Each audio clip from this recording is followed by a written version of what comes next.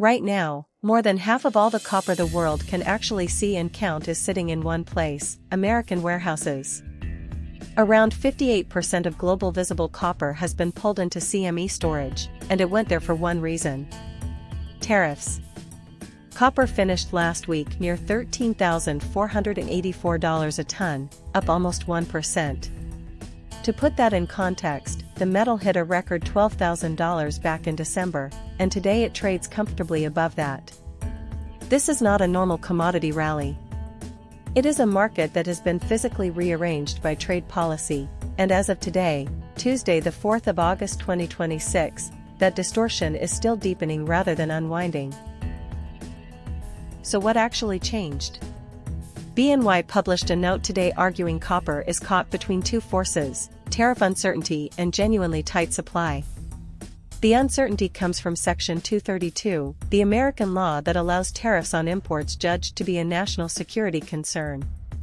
Traders spent months front-running a possible copper duty by shipping metal into the United States before any decision landed.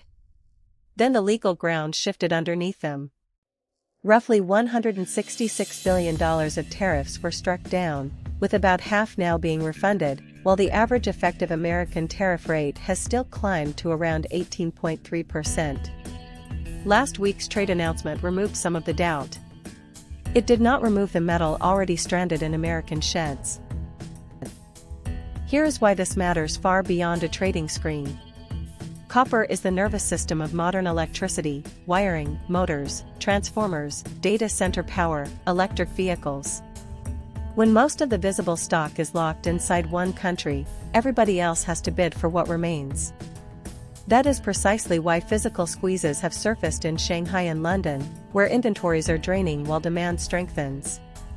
ING made the same point on the 28th of July, saying tight supply is doing the heavy lifting. For manufacturers, this shows up as longer lead times and higher quotes. For households, it filters slowly into appliances, cars, and building costs.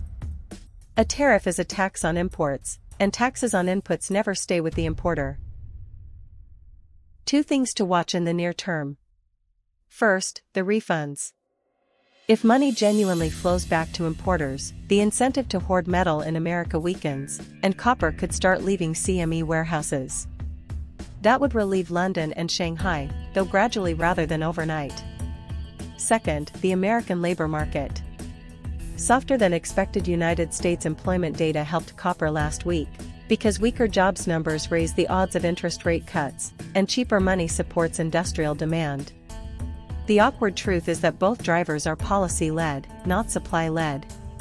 Mine output is not rebounding quickly. Until it does, a single tariff headline will move this market more than anything actually coming out of the ground. So the takeaway is this. Copper near $13,500 is telling you as much about politics as it is about metal. Prices are high because supply genuinely is tight, but that extreme regional imbalance, the 58% concentration, was manufactured by trade policy. Watch the warehouse inventory numbers, not just the price. If stocks start draining out of America, the squeeze elsewhere eases. If they do not, expect this tightness to keep feeding through into anything that needs wiring. Copper has quietly become a trade policy indicator that happens to be a metal.